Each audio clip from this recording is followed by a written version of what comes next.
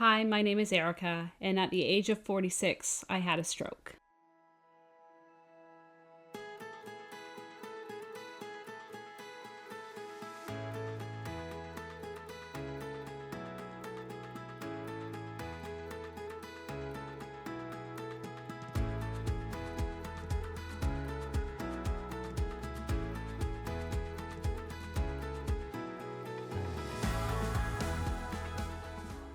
Throughout my adult years, fitness became very important to me. I tried a variety of different exercises and regimes, and it became a part of my lifestyle. But what I really landed on was long distance running, which later evolved to hiking, backcountry hiking, basically anything that would really test the limits of my physical ability. I was constantly chasing distances, more rugged terrain, climbing mountains, doing coastal hikes. The harder, the better. 2 weeks before the day of my stroke, a good friend of mine and we ventured to the West Coast, and we hiked the West Coast Trail across 6 days. It was basically a full week of backcountry adventure, very rugged terrain. It challenged us in unbelievable ways and continues to be one of my most favorite adventures, most epic adventures. It was so much fun, and I finished that trip looking forward to the next one. My friend and I, we met up 2 weeks later, and we wanted to give ourselves enough time to recover, to rest our bodies. So we met up to do just a quick, easy run in the forest on a Sunday morning. It was the start of my summer holidays. We were both feeling good and ready to just tackle the forest again. It was a day like any other Sunday. The parking lot was empty. It was a nice summer morning. My friend was running a little bit late, so I did what most girls my age would do, and I snapped a selfie that would reflect the morning. Soon after she arrived, we hopped on the trail. It was a nice, easy run. We were the only ones there. Our bodies felt good. We were swapping stories and reminiscing about our trip. About 2 kilometers into our run, I caught my toe on a root or a rock and had a little bit of a stumble. And I didn't really think anything of it. I mean, as trail runners, we just kind of accept falling and tripping as part of what happens. And I've tripped and stumbled many times in my years as a runner. But that day after the trip, I started to pick up my run again, and something fell off. My fingers started to tingle. I just sort of chalked it up to what the day was. I hadn't eaten breakfast yet. It was early in the morning. I thought maybe my electrolytes were off. I thought maybe it was just that weird thing with gravity when you're running and your fingers feel kind of swollen. So it didn't really cause me any sort of worry or panic. So we continued on with our run, and I kept stopping and shaking my hand because I just couldn't make it subside. And my friend Dana that was with me, she acknowledged that it was causing me some discomfort. And she suggested, we're not that far into our run, so what if we just turn around, and if you feel better and we want to keep running, then we start over. And if it doesn't, then we don't. We had no real intentions for that day other than just to do a gentle run, so there was no love loss either way. So I agreed to her suggestion. We turned around, and she was a few steps ahead of me. So as we continued our journey back to the car, I felt like my walking slowed, but I didn't know if I was just imagining it because I was so hyper-focused on my hands that I wasn't really paying attention to anything else in my body. So I asked her, I said, am I walking funny? And she stopped and she turned around and she looked, and I was walking, and there was something definitely going on there. My leg wasn't tracking straight. It was kind of coming around in a weird circle. I was tripping on things. It just became very uncoordinated very quickly. At this point, I still didn't feel any sort of panic. It was just, okay, well, something's up. So we're on our way back to the car, so we're already headed in the right direction. She could see that I needed some help, so I threw my arm over her shoulder, and she worked as a crutch to help me get out. And looking back now, I don't know how I stumbled out those 2 kilometers. It seems like a really long way when you're not coordinated, but somehow we got to the car, and my friend Dana really maintained a sense of calm. I think she had a better sense of what was going on than I did. on our walk back. Funny enough, we were talking about how earlier that summer she and I had taken a wilderness first aid course. We felt like it was a necessary thing for the kinds of adventures we did, but we were sort of joking about the fact that you pay a lot of money for these courses to develop skills that you hope to never use. So it's really ironic looking back that was the topic of conversation on that walk back to the car. All the while I was talking about, wondering what walk-in clinic was open. Sunday morning at 8:30, I'm scrolling through my phone while trying to walk to see what time the walk-in clinic by my house opened. So even just by that alone, walk-in clinic, I wasn't thinking there was anything serious happening. I just needed to see a doctor to see what was going on. But by the time I got back to the car, I didn't feel that I could drive. I was a little bit delusional up to that point, thinking I could drive myself. But by the time we got to the car, it was clear that I was going to have Dana transport me, and we went straight to the hospital. In retrospect, we've tossed around whether or not we should have called 911, and I don't know that would have saved us any time. Because it was a quiet Sunday morning where we live, it was pretty much a straight drive to the hospital without any traffic in the way. And I think if we had have called 911, it would have extended the wait time, and I don't know that there would have been any benefit to doing that. By the time we got to the hospital, the tingling in my fingers had crept further and further up my arm. I was still able to move my arms and my legs, but there was definitely something not right. I wasn't able to get out of the car on my own, and Dana went and got a wheelchair to assist me into the hospital. We walked into urgent care and we took a number like everybody else does, and we sat and waited for my number to be called. Again, there was no sense of worry or panic. I wasn't thinking anything in particular. Definitely stroke was not a word that had crossed my mind. So I just patiently sat and waited for the triage nurse to call my name. And she did. It wasn't a terribly long wait, the benefits of going early, I suppose. But when I got up to the triage nurse, she took my blood pressure, not once, but twice. And immediately following that, it was this fury of medical staff that were wheeling me into a room. I had nurses that were taking off my clothing and putting on a gown. I had others taking the jewelry off me. I had others sticking needles in my arms. It was just all hands on deck, and everybody focused on Erika in that moment.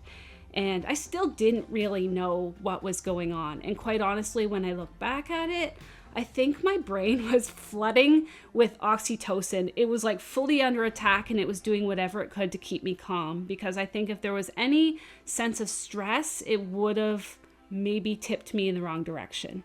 So I was somewhat clueless through the process, and it took for the doctor to say to me, "You do know what we're testing for, Erika, don't you?" And honestly, I didn't. I said I did, but I really didn't. And at that point, I heard them call code stroke over the PA system. And even in that moment, I heard the words, but I didn't think those words were mine. So we went into the MRI, and it was confirmed that I had a bleed in the right side of my brain in the basal ganglia. The hospital had called my sister, who was listed as my emergency contact, and I don't know what they told her in that call, but I called her right after I got out of the test. And still not fully aware of what was going on, I said to her, "No, I didn't have a stroke. I just had a brain bleed." So it took me a while to fully understand what was happening. And a part of that was because strokes don't happen to people like me. Up until that moment, I was the poster child for stroke prevention. I eat well, I exercise daily, I sleep my 8 to 10 hours a day, I don't smoke, I don't drink, I do everything they tell you to do to avoid this kind of outcome. So stroke hadn't crossed my mind. It's an old person problem. That's what I thought. So I didn't make the connection that this was happening to me. My friend Dana that I was with was probably the best person to be with that day. She and I had done a lot of epic adventures together, so we really got to know each other in a kind of unique way, because we had, roughed it in the backcountry. We did all of these first aid courses together. We knew each other different, but aside from that, she's an optometrist, and so she had the medical savvy to know beyond what I was comprehending in that moment that there was something wrong. And she repeatedly had her cell phone out and had the flashlight on, and she was checking my pupils to see if my pupils were tracking. She knew enough to keep me calm, and while I was in this whatever it was, delusion of not believing anything was happening, I think she had a keen sense of what was happening. I said to her, Dana, I'm not okay. And she's known me as somebody that has toughed it. It's a pretty challenging conditions. I've, forced my body to its limits plenty of times. And for me to say those words, I think was enough for her to go, okay, we got to get out of here. She did everything right. She kept me calm. She kept me speaking with her so she could monitor my voice, whether it was slurring, whether I was slow. But she did everything right that day. And I'm forever grateful that she was the person I was with that day. On my way to the hospital, I had texted my boyfriend, Ben, and told him that I was going to the hospital, and my words to him were, I'm really scared, followed by, I can't feel my arm. So when people aren't used to hearing me struggle, I think it resonated strongly for them, even though in my mind, I was still thinking it was something maybe a little bit minor. I was admitted to the ICU in Bowmanville Hospital. They wanted to keep me what I thought was just for overnight observation. I still hadn't understood the magnitude of what had happened, and it took for the ICU doctor to come visit me in my room. I told him my story. The nurses were sort of captivated by the fact that I was this young person in this situation, so I had a bit of an audience in the ICU. But the doctor had said to me after sharing my story, he said, if anything had have been even slightly different, your outcome would have been devastating. What? Like those words lived on an endless loop in my head, and I thought about all of the variables that could have been different. And one of them was the very next day I was supposed to go on a backcountry canoe trip for a week. And what would that have meant if this had happened the next day? I wouldn't have had help. I wouldn't have had signal. Even Dana being a little bit late that morning was an interesting variable to think. If she had showed up on time, we would have been probably another kilometer or two into the forest. Would I have been able to walk out 4 kilometers? Probably not. 2 kilometers was difficult enough. It's just scary to think all of the things that could have been wrong. And he was right. Everything happened in the right order, at the right time, with the right people. And for such a bad thing to happen, I'm glad it happened the way that it did. So because of this stroke, I lost full sensation to the left side of my body. It's not to be confused with paralysis. I could move my limbs, but I just couldn't feel anything that was touching them. I had a blood pressure cuff on my left arm that took my blood pressure, I think, every 5 minutes or so. And it wasn't until almost the next day that I knew that it was there because I couldn't feel it squeezing. They had put some compression boots on my leg to prevent any blood clotting. And much like the pressure cuff, it contracts the muscles to help with the blood flow. And I actually had to ask them if it was broken because I couldn't feel the left one. So I had no touch sensation. You could touch my skin with a sharp object, a hot object, a cold object. I had no idea. So it was very strange. And just the general weakness in that moment made me unable to stand, to go to the bathroom by myself. I needed a lot of help in the first few days because you don't realize how much you use both of your limbs in tandem until one of them doesn't work at all. On my 3rd day in the ICU, I had 2 physical therapists come in, and they were determined to get me on my feet. And they brought in a walker to assist me with some standing, and it was a disaster, actually. Looking back at videos, it's a wonder I didn't fall down and break my ankle, but every time I went to stand up, my ankle would roll and I'd almost try and stand on the side of my foot. I couldn't seem to get my foot to go flat on the ground, and part of that was this lack of sensory stuff. I couldn't tell that the ground was under my foot. I couldn't feel it. So it made walking very difficult. They brought me out into the hall, so I had a longer stretch to walk. And I had a physiotherapist that was just kind of helping me stay upright. And then the other one was actually positioning my foot and my leg in the right direction. The interesting thing is that for a while they thought I had what might be a little bit of left neglect. And it took me a while to understand what that is, but basically your brain forgets one side. So they were thinking that maybe I was forgetting my left side, that I didn't really know that it existed. So how that played out in this early physio stuff is I'd be holding the walker and my hand would just come off of it. And I had no idea my arm was just dangling by my side. So they had to keep putting my hand on the walker because that ultimately meant that I could have fully toppled over.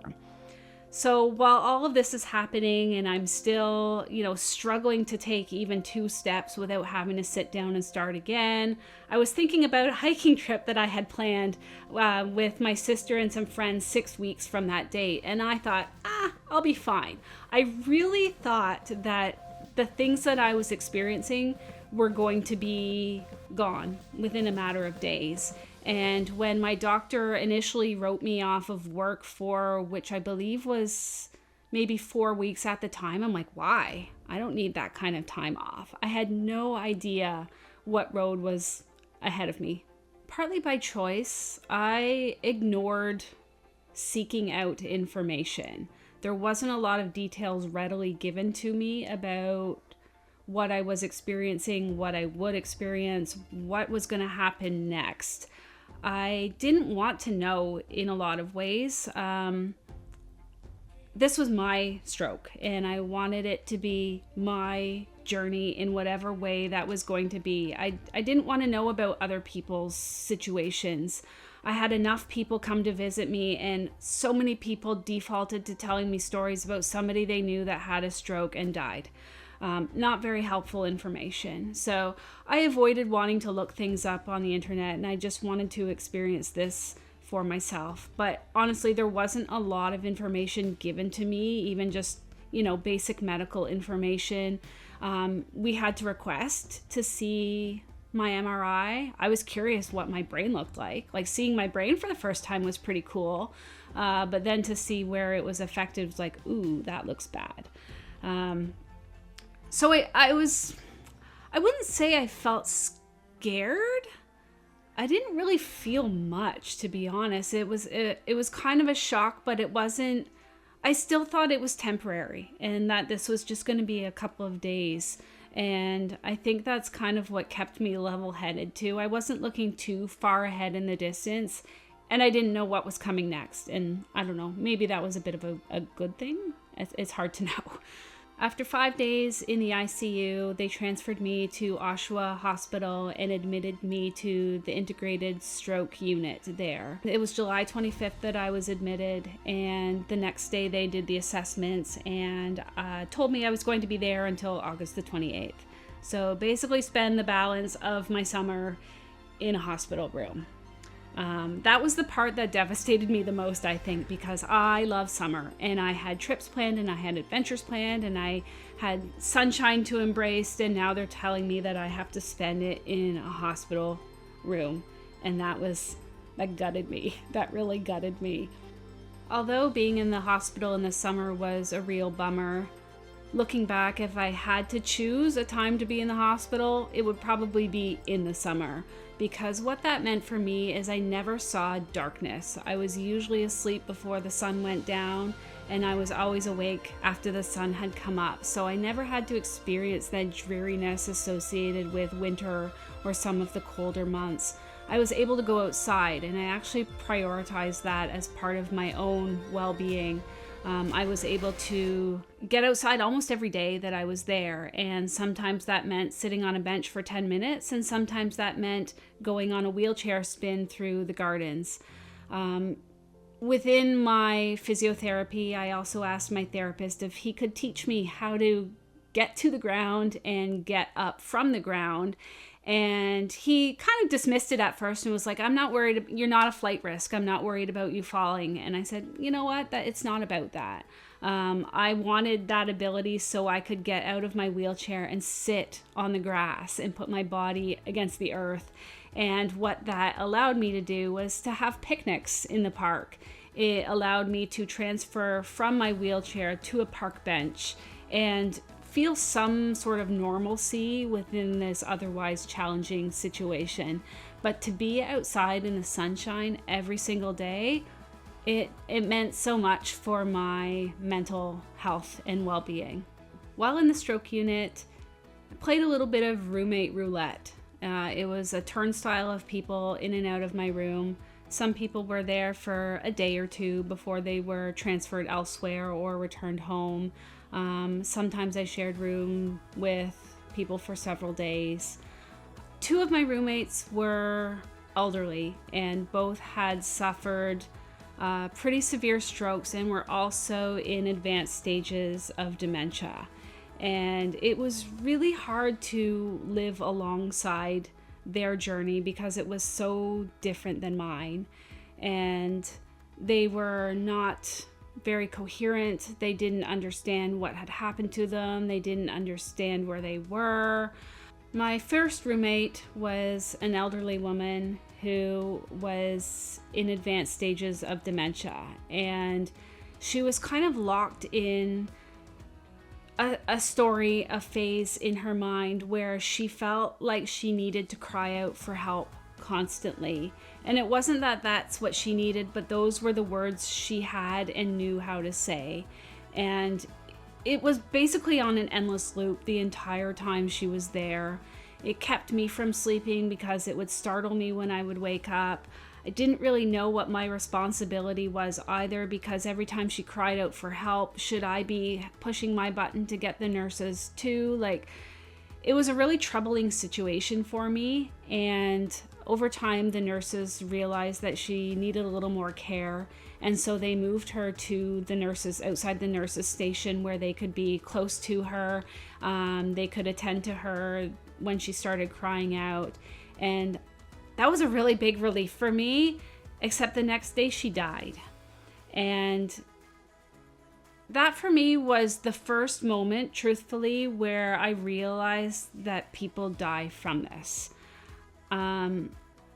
It felt really close to home, even though I didn't have a relationship with this woman. The fact that we had shared space together, it hit me in a different way. People die from strokes, and I wasn't one of them. And why didn't I? And I found out that people die days after a stroke, months after a stroke, that their survival statistics vary within the first year, and somehow I made the cut. And I thought about it a lot, and I thought about it more and more every time I went to bed. And, I was kind of left in the quiet of the end of the day and thinking about all of the things. So that was probably the first time I ever felt any sort of fear. So from the ICU in Bowmanville, I was in a wheelchair. I couldn't walk, I couldn't take steps, I couldn't even stand on my own. And I eventually evolved into a wheelchair that I could Flintstone pedal with my feet, and that was my means of getting around. And once I had regained some of that strength, I moved to a walker, which I was able to toot around the hallways with. And shortly thereafter, I had moved my way up to a cane. So I had progressed through the stages of physiotherapy to be able to walk. I say walk kind of hesitantly because it was not very great, but I could do it. And I knew that with continued therapies and practice and strength building, I would eventually get to more of a walk that I was used to doing. And that's true.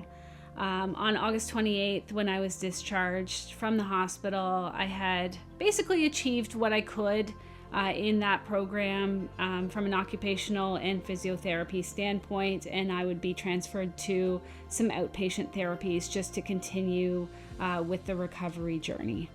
I did 14 weeks of outpatient therapies, occupational and physical therapy, to continue with the learning I was doing in the hospital and to get me, I guess, more equipped for regular life. to be able to do the things that I needed to do to live independently at home and to eventually go back to work.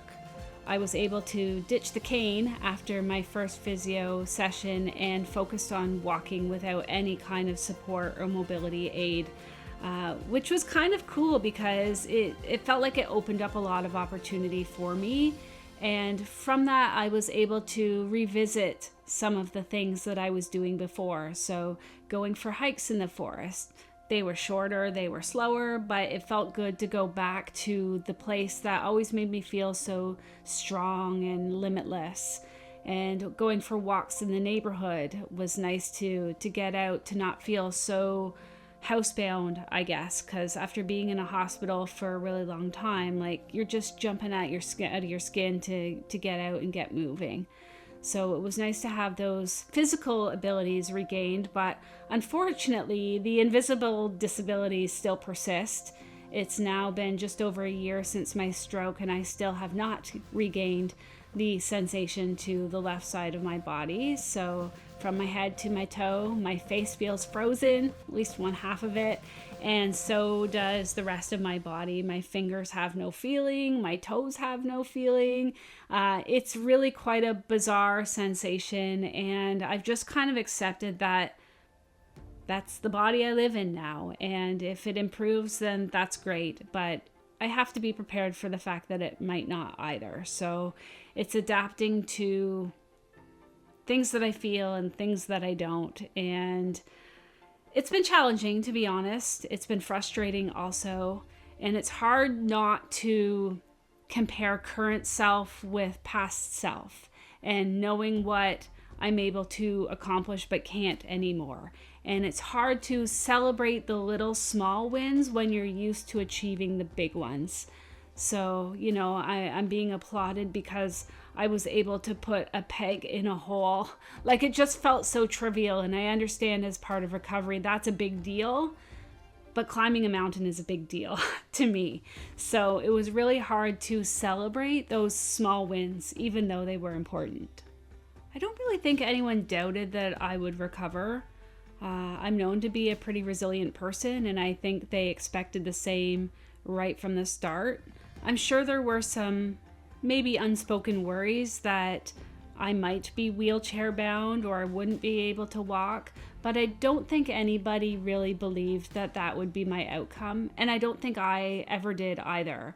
The very fact that I thought that I was going to go on an epic hiking trip 4 weeks after, I wasn't prepared to accept that for me. I think the mindset was really important for me to keep envisioning those big goals, and it's what helped me to propel myself forward in the therapies to get back to a semblance of normal for me. But I think my friends and family, they were definitely all on my side, and they were very much an important part of my recovery in getting me out for walks and getting me to do things. And they know what I'm capable of, and any time that I've maybe doubted myself a little bit, they give me that little quick kick to the butt to knock some sense back into me and make me feel a little more hopeful and optimistic. When I started walking with a cane, it felt like a real struggle, and I maybe doubted how far I was going to be able to go. Ben was constantly pushing me to do laps of my floor at the hospital, and I never wanted to. It just felt too hard. And, we'd do half of a lap around the floor, and that would be enough. And then that half lap turned to 1, and then that turned to 2. And he pushed me a lot. My physiotherapist too, he got me out on the activator poles, which was kind of cool because they're essentially hiking poles, and I had a great amount of experience using them, so it felt comfortable for me. It felt like home walking. It didn't feel like a mobility aid. It felt like something I knew how to maneuver, and it was an extension of my body already. And he actually took me outside, so we were doing physiotherapy outside, walking around the park walking on some rugged terrain, things that I was used to, and that really helped propel me forward too. Once I was able to get out for actual walks in the forest, even still with my hiking poles, the distances grew, and to date, my longest hike is 13 kilometers. It's not my longest ever, but that's pretty formidable, all things considered. I've tried running. It's not for me. I just can't coordinate my leg, and it's too much of a risk of falling. It just doesn't work well enough for me to run, and I had to mourn that loss a little bit because I've spent so much of my time as an adult doing that and racing and spending endless hours running places. So to suddenly be unable to run at all, like that kind of hurt. But at least I was able to replace it with hiking, which is equally lovely, and I'm glad that I'm able to do that. And just to be able to spend my time in the forest, it just gives me a lot of strength when I'm in the forest, so I'm glad I'm still able to visit it. I think one of the hardest parts for me on the other side of this stroke journey is having people understand exactly what's going on. So to an outsider, my life looks as it was before. I'm back to work full time. I'm living as I would before. I look fine. I walk fine. Like, unless you know what's going on with me physically, you probably wouldn't notice the little bit of a limp that I have when I walk. So I look normal. I behave normal. I speak normally. I didn't have any sort of cognitive deficits. I didn't lose my ability to communicate. I look normal. But inside my body, I don't feel normal. And that's the really hard part, because people have a hard time understanding the things that they cannot see. A big side effect out of all of this is fatigue, and it comes and it goes, but when it's here, it's hard. It's, I can sleep the day away and I wake up and I feel rested, but my body doesn't. It just doesn't want to move. And some days I barely have the energy to get out of bed in the morning, and those are days where I still have to go to work, and I still have to make meals, and I still have to run errands and do household chores, and it's a real drain on the energy. But again, people see you as looking and behaving normally, and they assume that everything's okay. The sensory aspect of my side effects is an interesting one, because when you tell somebody you can't feel the left side of your body, they automatically assume paralysis. But this isn't that. You can see that I can move just as I did before. The problem is that I can't feel anything. So whether I'm touching a soft blanket or, a hard piece of concrete, or whether I'm touching something that's burning hot or ice cold, my brain has no idea what it is. It returns the same signal no matter what. So virtually anything I touch, including my own skin, it feels like I'm rubbing AstroTurf the wrong way. That's the best way I can describe it. Sometimes the left side of my body, it feels hot. Sometimes it feels cold. Sometimes it feels like I'm hanging onto an electric fence. Sometimes it's zapping. Sometimes it's buzzing. Sometimes it's numb. Sometimes it's all of those things all at once. And sometimes it's a sensation that I don't even know how to describe. And it's tricky because if I can't describe it, how am I supposed to explain it to somebody else?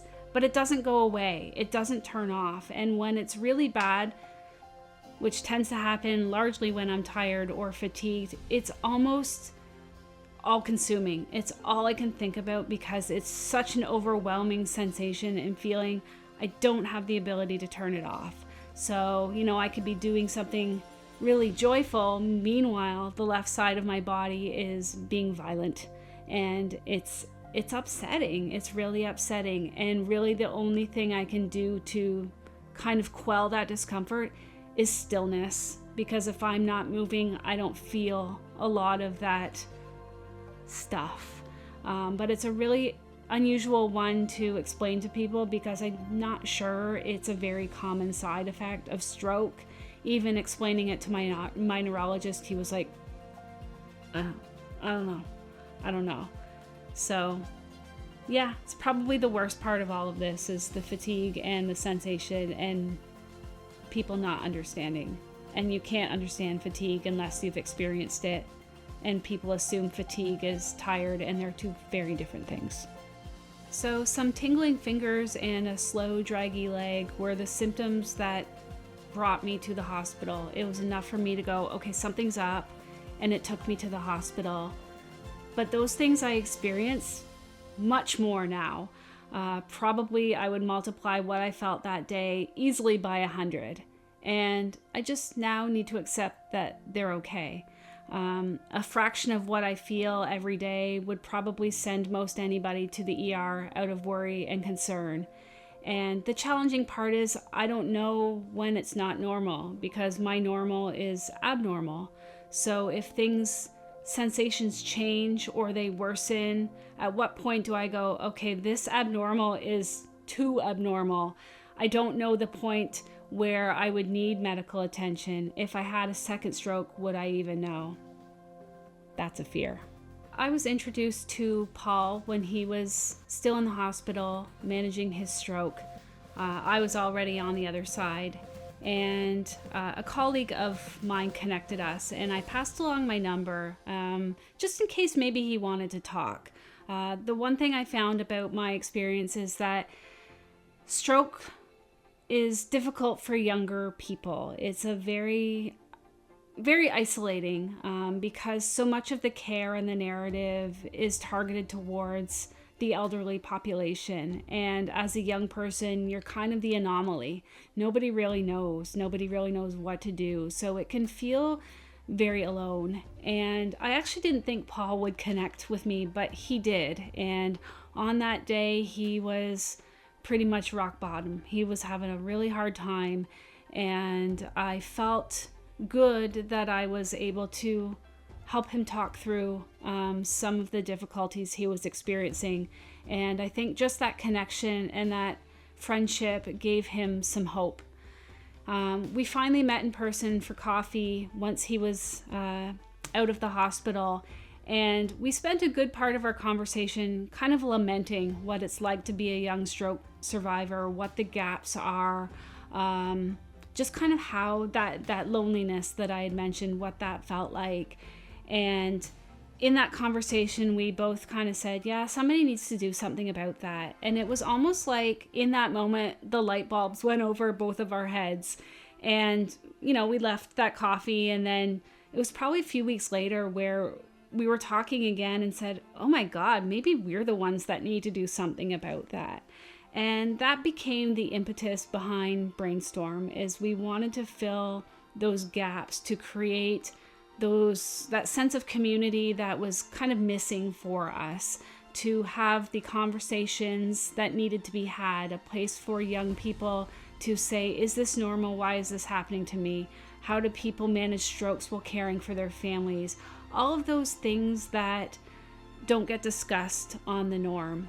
It's really hard to find connection when you have a disability or a situation that seems so unfamiliar to everybody else. So we really want to amplify the voices of young stroke survivors, to give them a safe place to tell their story. And, they say that young strokes are on the uptick, and medical facilities are kind of scratching their heads about why and what to do about it. So if we can start amplifying the voices of young survivors, then maybe we can help implement some change. That's our hope.